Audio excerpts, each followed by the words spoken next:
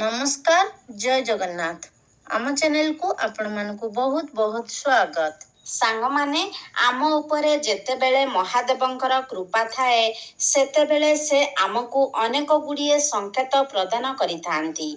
सांग माने जेतेबेले आमे माने महादेवंकु पूजा करिथाउ भक्ति करिथाउ कौनसी प्रकार मनस्कामना नहीं तांकर किछि पूजा करिथाउ तेबे से मध्य आमर अनेक प्रकारर परीक्षा नहीं थांती। तेबे आमे महादेवंक उद्देश्य रे जेउ पूजा पाठ आराधना करुछे आमर पूजा पाठरे प्रभु भोला शंकर प्रसन्न अछंती कि नाही आमे से विषय रे किपरि जानिबा। तेबे सांग माने ए विषय रे तो साक्षात महादेव आमको आसी जणाइबे नाही तो से आमको किछि संकेत प्रदान करिथांती ताहा स्वप्न माध्यम रे हेउ अबा अन्य कौनसी माध्यम रे हेउ भगवान शिव शंकर आमको संकेत निश्चय भावरे प्रदान करिथांती। तेबे आजिर एही भिडियो रे आमे माने जानिबा आपनकु केउ सबु संकेत मिलिले आपण जानिबे जे आपनक उपरे भगवान भोला शंकर प्रसन्न अछंती आपनकु महादेवंकर कृपा प्राप्ति हेबाकु जाउछि आगकु आपनकर भाग्य बदलिबाकु जाउछि। तो सांग माने आसंतु जानिबा सेही संकेत गुड़िक कौन। तेबे ता पूर्वरु आपण माने वीडियो को गोटे लाइक करी चैनल टी को सब्सक्राइब करि दियंतु एवं कमेंट बॉक्स रे भक्ति और श्रद्धार सहित ओम नमः शिवाय निश्चय लिखंतु।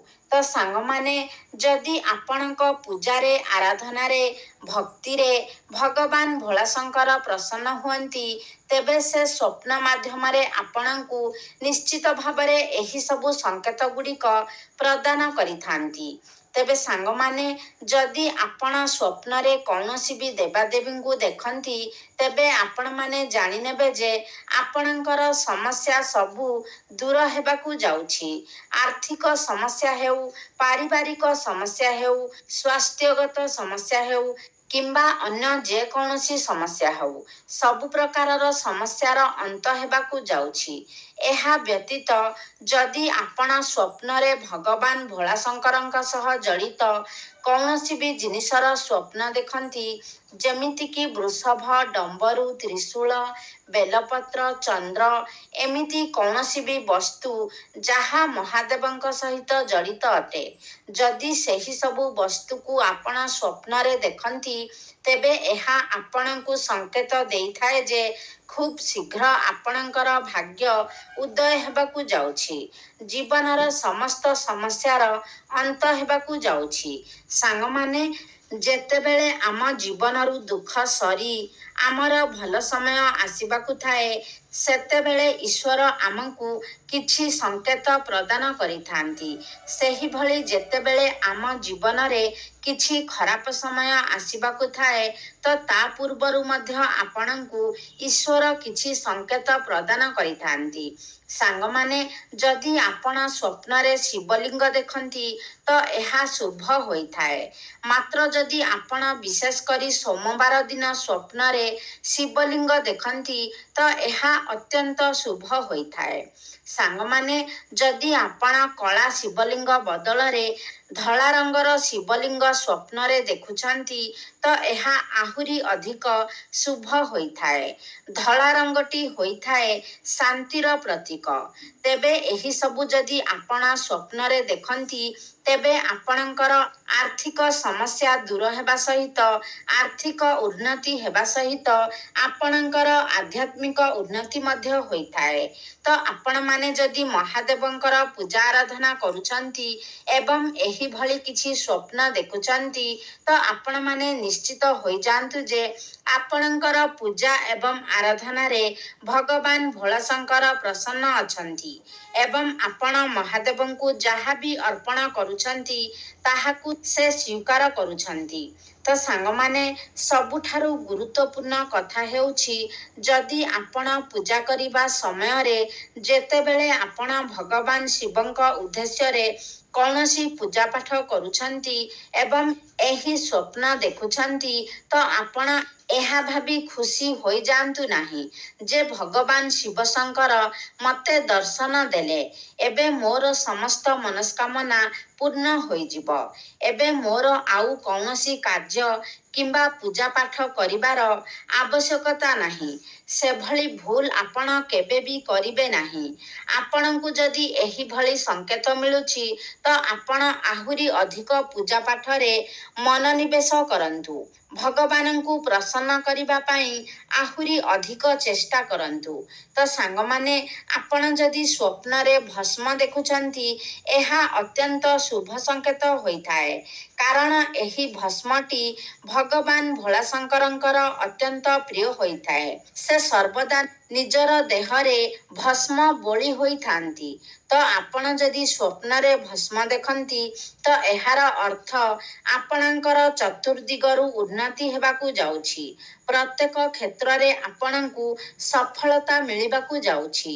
ସାଙ୍ଗମାନେ, ଯଦି ଆପଣ ସ୍ୱପ୍ନରେ ନାଗନାଗୁଣୀଙ୍କର ଯୋଡ଼ି ଦେଖନ୍ତି କିମ୍ବା କୌଣସି ବି ସୋମବାର ଦିନ ଯଦି ଆପଣ ମନ୍ଦିରକୁ ଯାଇଛନ୍ତି ଏବଂ ଏହି ସମୟରେ କୌଣସି ବି ସ୍ଥାନରେ ଆପଣ ନାଗନାଗୁଣୀଙ୍କ ଯୋଡ଼ି ଦେଖୁଛନ୍ତି, ନାଗନାଗୁଣୀ ଖେଳୁଥିବାର ଦେଖୁଛନ୍ତି, ତ ଏହାକୁ ଦେଖିଲା ପରେ ଆପଣମାନେ ନିଶ୍ଚିତ ହୋଇଯିବେ ଯେ ଏହି ଦିନ ପରଠାରୁ ଆପଣଙ୍କର ଶୁଭ ସମୟ ଆରମ୍ଭ ହୋଇଗଲା।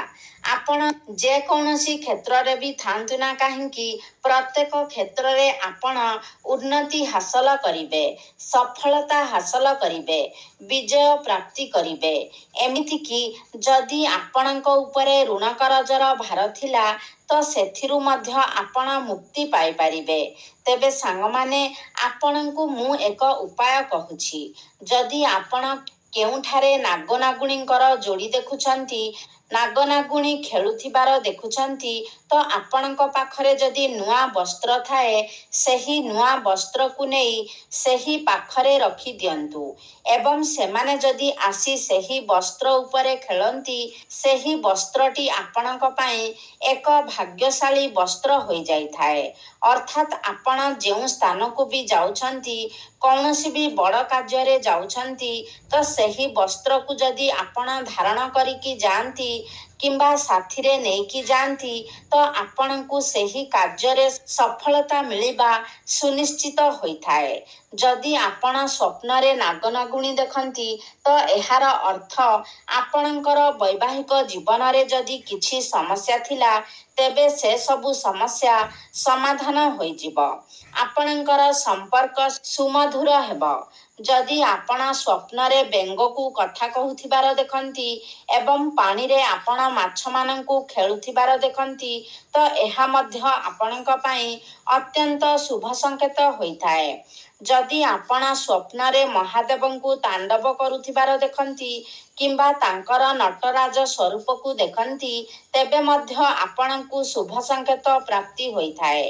ଏହାର ଅର୍ଥ ଆପଣମାନେ ଜାଣିବେ ଯେ ମହାଦେବ ଆପଣଙ୍କର ସମସ୍ତ ଦୁଃଖ କଷ୍ଟ ସମସ୍ୟାକୁ ନାଶ କରିଦେଇଛନ୍ତି ଏବଂ ଏହା ପରଠାରୁ ଆପଣ ନିଜ ଜୀବନରେ ସୁଖ ଏବଂ ଶାନ୍ତି ଭୋଗ କରିବାକୁ ଯାଉଛନ୍ତି। ଯଦି ଆପଣ ନିଜ ସ୍ୱପ୍ନରେ ଭଗବାନ ଶ୍ରୀରାମ ବା ଭଗବାନ ଶ୍ରୀରାମଙ୍କର ପରମ ଭକ୍ତ ହନୁମାନଙ୍କୁ ଦେଖନ୍ତି, ତ ଜାଣିନେବେ ଆପଣଙ୍କ ଜୀବନରେ ଏବେଠାରୁ ଶାନ୍ତି ଏବଂ ସୁଖର ଆଗମନ ହେବାକୁ ଯାଉଛି। ଯେଉଁମାନଙ୍କୁ ଭଗବାନ ଶ୍ରୀରାମ କିମ୍ବା ଭଗବାନ ହନୁମାନଙ୍କର ସ୍ୱପ୍ନରେ ଦର୍ଶନ ହୋଇଥାଏ, ତ ସେମାନେ ଅତ୍ୟନ୍ତ ଭାଗ୍ୟଶାଳୀ ହୋଇଥାନ୍ତି। ସେମାନଙ୍କ ଉପରେ ସର୍ବଦା ପ୍ରଭୁ ଶ୍ରୀରାମ ଏବଂ ଭଗବାନ ଶ୍ରୀ ହନୁମାନଙ୍କର କୃପା ଏବଂ ଆଶୀର୍ବାଦ ରହିଥାଏ। କାରଣ ଭଗବାନ ଶ୍ରୀରାମ ମଧ୍ୟ ହେଉଛନ୍ତି ଶିବ ଭକ୍ତ ଏବଂ ହନୁମାନ ମଧ୍ୟ ଶିବଙ୍କର ଏକ ଅବତାର ଏବଂ ସେ ମଧ୍ୟ ଶିବ ଭକ୍ତ ଅଟନ୍ତି। ସାଙ୍ଗମାନେ, ଯଦି ଆପଣ ସ୍ୱପ୍ନରେ ଶିବ ମନ୍ଦିର ଦେଖନ୍ତି ତ ଏହା ଅତ୍ୟନ୍ତ ଶୁଭ ସଂକେତ ହୋଇଥାଏ। ମାତ୍ର ଯଦି ଆପଣ ଏପରି ଶିବ ମନ୍ଦିର ଦେଖୁଛନ୍ତି ଯେଉଁ ଶିବ ମନ୍ଦିରକୁ ଆପଣ ଆଗରୁ କେବେ ଯାଇନାହାନ୍ତି, ତ ତ ଏହାର ଅର୍ଥ ଆପଣଙ୍କୁ ମହାଦେବଙ୍କର ଡାକରା ଆସିଛି। ଆପଣମାନେ ନିଶ୍ଚିତ ସେହି ଶିବ ମନ୍ଦିରକୁ ଯିବା ପାଇଁ ଚେଷ୍ଟା କରନ୍ତୁ। ଯଦି ଆପଣ ନିଜ ସ୍ୱପ୍ନରେ ନିଜର ପୂର୍ବଜମାନଙ୍କୁ ଆପଣଙ୍କୁ ଆଶୀର୍ବାଦ ପ୍ରଦାନ କରୁଥିବାର ଦେଖନ୍ତି କିମ୍ବା କୌଣସି ବି ବ୍ୟକ୍ତିଙ୍କୁ ଧଳା ରଙ୍ଗର ବସ୍ତ୍ର ପିନ୍ଧିଥିବାର ଦେଖନ୍ତି, ତ ଏହା ଆପଣଙ୍କର ଉନ୍ନତିର ସଂକେତ ହୋଇଥାଏ। ଯଦି ଆପଣ ସ୍ୱପ୍ନରେ ବୃଷଭଙ୍କୁ ଦେଖୁଛନ୍ତି, ନନ୍ଦୀ ମହାରାଜାଙ୍କୁ ଦେଖୁଛନ୍ତି, ତ ଏହାର ଅର୍ଥ ଆପଣ ଯେଉଁ କଥା ନନ୍ଦୀ ମହାରାଜାଙ୍କ ମାଧ୍ୟମରେ ଭଗବାନ ଶିବଙ୍କ ପାଖକୁ ପଠାଇଛନ୍ତି, ସେହି କଥା ଭଗବାନ ଶିବଙ୍କ ନିକଟରେ ପହଞ୍ଚି ସାରିଛି ଏବଂ ଏହି ବାର୍ତ୍ତା ଆପଣଙ୍କ ନିକଟରେ ପହଞ୍ଚାଇବା ପାଇଁ ସ୍ୱୟଂ ନନ୍ଦୀ ମହାରାଜା ଆପଣଙ୍କୁ ଦର୍ଶନ ଦେଇଛନ୍ତି। ଯେଉଁ ମନସ୍କାମନା ଆପଣ ନନ୍ଦୀ ମହାରାଜାଙ୍କୁ ଜଣାଇଥିଲେ, ଶିବ ମନ୍ଦିରକୁ ଯାଇଥିଲେ, ସେହି ମନସ୍କାମନା ଆପଣଙ୍କର ଅତି ଶୀଘ୍ର ପୂର୍ଣ୍ଣ ହେବାକୁ ଯାଉଛି। ଯଦି ଆପଣ ସ୍ୱପ୍ନରେ ସିଂହ ଦେଖନ୍ତି, ତ ଏହା ଆପଣଙ୍କ ପାଇଁ ଏକ ଶୁଭ ସଂକେତ ହୋଇଥାଏ। ଏହାର ଅର୍ଥ ମା ଗୌରୀ ଏବଂ ଭଗବାନ ଭୋଳାଶଙ୍କର ଆପଣଙ୍କର ସମସ୍ତ ଦୁଃଖ କଷ୍ଟକୁ ନାଶ କରିଛନ୍ତି। ତେବେ ସାଙ୍ଗମାନେ, ଏହି ଭିଡ଼ିଓରେ ମୁଁ ଆପଣମାନଙ୍କୁ କିଛି ସ୍ୱପ୍ନ ଏବଂ ତାର ସଂକେତ ବିଷୟରେ କହିଲି। ତ ଆପଣମାନଙ୍କୁ ଯଦି ଏହି ସବୁ ସ୍ୱପ୍ନ ଆସୁଥାଏ, ଏହି ସବୁ ସଂକେତ ପ୍ରାପ୍ତ ହେଉଥାଏ, ତ ଆପଣମାନେ ଜାଣିନେବେ ଆପଣମାନଙ୍କ ଉପରେ ମହାଦେବଙ୍କର ବିଶେଷ କୃପା ରହିଛି। ତ ଆପଣମାନେ ଜାଣନ୍ତି, ଏହା ଶ୍ରାବଣ ମାସ ଚାଲିଛି ଏବଂ ଶ୍ରାବଣ ମାସଟି ବିଶେଷ କରି ଭଗବାନ ଭୋଳାଶଙ୍କରଙ୍କୁ ଅର୍ପିତ ଅଟେ ଏବଂ ଏହି ସମୟରେ ଯଦି ଆପଣମାନେ ଏହିଭଳି କିଛି ସ୍ୱପ୍ନ ଦେଖୁଛନ୍ତି, ଆପଣ ଯଦି ସୋମବାରର ବ୍ରତ ପାଳନ କରୁଛନ୍ତି ଏବଂ ଏହିଭଳି କିଛି ସ୍ୱପ୍ନ ଆପଣଙ୍କୁ ଦେଖାଯାଉଛି, ତେବେ ଆପଣମାନେ ନିଶ୍ଚିତ ହୋଇଯାଆନ୍ତୁ ଯେ ଆପଣଙ୍କ ପୂଜାରେ ଭଗବାନ ଭୋଳାଶଙ୍କର ବହୁତ ହିଁ ପ୍ରସନ୍ନ ଅଛନ୍ତି ଏବଂ ଆପଣଙ୍କର ମନସ୍କାମନା ଅତି ଶୀଘ୍ର ପୂରଣ ହେବା ପାଇଁ ଯାଉଛି। ଆପଣଙ୍କ ଜୀବନରେ ଚାଲିଥିବା ସମସ୍ତ ଦୁଃଖ କଷ୍ଟର ଅନ୍ତ ହେବାକୁ ଯାଉଛି। ତାହା ଆପଣଙ୍କର ପାରିବାରିକ ସମସ୍ୟା ହେଉ, ସ୍ୱାସ୍ଥ୍ୟଗତ ସମସ୍ୟା ହେଉ, ଆପଣଙ୍କର ଆର୍ଥିକ ସମସ୍ୟା ହେଉ କିମ୍ବା ଯେକୌଣସି ସମସ୍ୟା ହେଉ, କିମ୍ବା ବିବାହ ଜନିତ ସମସ୍ୟା ହେଉ କିମ୍ବା ସନ୍ତାନ ଜନିତ ସମସ୍ୟା ହେଉ, ସମସ୍ତ ସମସ୍ୟାର ଅନ୍ତ ଘଟିବାକୁ ଯାଉଛି। ଆପଣଙ୍କ ଜୀବନରେ ଅତି ଶୀଘ୍ର ଶୁଭ ସମୟ ଆରମ୍ଭ ହେବାକୁ ଯାଉଛି। ତ ସାଙ୍ଗମାନେ, ଗୋଟିଏ କଥା ମନେ ରଖନ୍ତୁ ଯେ ଆପଣ ଈଶ୍ୱରଙ୍କ ଉପରେ ସବୁବେଳେ 100% ଭରସା ରଖନ୍ତୁ, କାରଣ ଭଗବାନ ଆମକୁ ସର୍ବଦା ପରୀକ୍ଷା କରିଥାନ୍ତି। ଆମେମାନେ ସାଧାରଣ ମନୁଷ୍ୟ ହୋଇ ବି କାହାକୁ କିଛି ଜିନିଷ ଦେବା ପୂର୍ବରୁ କିମ୍ବା ଗୋଟିଏ ଜିନିଷକୁ ବ୍ୟବହାର କରିବା ପୂର୍ବରୁ କିମ୍ବା କିଣିବା ପୂର୍ବରୁ ତାର ପରୀକ୍ଷା କରିଥାଉ ଯେ ସେହି ଜିନିଷଟି ଭଲ କି ମନ୍ଦ। ତ ଭଗବାନ କିପରି ଆମର ପରୀକ୍ଷା ନ କରିବେ, ସେଥିପାଇଁ ଆମକୁ କିଛି ଜିନିଷ ଦେବା ପୂର୍ବରୁ ଆମେ ସେହି ଜିନିଷ ପାଇଁ ଯୋଗ୍ୟ କିମ୍ବା ଅଯୋଗ୍ୟ, ସେଥିପାଇଁ ଭଗବାନ ଆମର ପରୀକ୍ଷା ନେଇଥାନ୍ତି ଏବଂ ଆମକୁ ସେହି ଜିନିଷଟି ପାଇବା ପାଇଁ ପରୀକ୍ଷାରେ ଉତ୍ତୀର୍ଣ୍ଣ ହେବାର ଥାଏ। ତ ଯେତେବେଳେ ଆପଣଙ୍କ ଜୀବନରେ କିଛି ଦୁଃଖ କଷ୍ଟ ଆସୁଛି, ତ ଏହା ଆପଣଙ୍କ ପାଇଁ ଭଗବାନଙ୍କର ପରୀକ୍ଷା ହୋଇଥାଏ। ସେହି ସମୟରେ ଆପଣ କେବେ ବି ନିଜର ଧୈର୍ଯ୍ୟକୁ ହରାନ୍ତୁ ନାହିଁ। ଆପଣ ସେ ସମୟରେ ମଧ୍ୟ ଈଶ୍ୱରଙ୍କ ଉପରେ ଭରସା ରଖନ୍ତୁ, କାରଣ ସେ କଦାପି ବି ଆପଣଙ୍କର କୌଣସି ବି କ୍ଷତି ହେବାକୁ ଦେବେ ନାହିଁ। ଈଶ୍ୱରଙ୍କ ଉପରେ ସମ୍ପୂର୍ଣ୍ଣ ଭରସା ରଖିଲେ ହିଁ ଆପଣ ଈଶ୍ୱରଙ୍କର କୃପା ପ୍ରାପ୍ତ କରିପାରିବେ। ତ ସାଙ୍ଗମାନେ, ଆଶା କରୁଛି ଆଜିର ଭିଡ଼ିଓଟି ଆପଣମାନଙ୍କୁ ନିଶ୍ଚିତ ଭାବରେ ଭଲ ଲାଗିଥିବ। ଯଦି ଭଲ ଲାଗିଛି ତାହେଲେ ଲାଇକ୍ କରନ୍ତୁ, ସେୟାର କରନ୍ତୁ। ଆମ ଚ୍ୟାନେଲକୁ ଯଦି ସବସ୍କ୍ରାଇବ୍ କରିନାହାନ୍ତି ତାହେଲେ ସବସ୍କ୍ରାଇବ୍ କରିଦିଅନ୍ତୁ ଏବଂ କମେଣ୍ଟ ବକ୍ସରେ ଭକ୍ତି ଓ ଶ୍ରଦ୍ଧାର ସହିତ ଓମ୍ ନମଃ ଶିବାୟ, ହର ହର ମହାଦେବ ନିଶ୍ଚୟ ଲେଖନ୍ତୁ।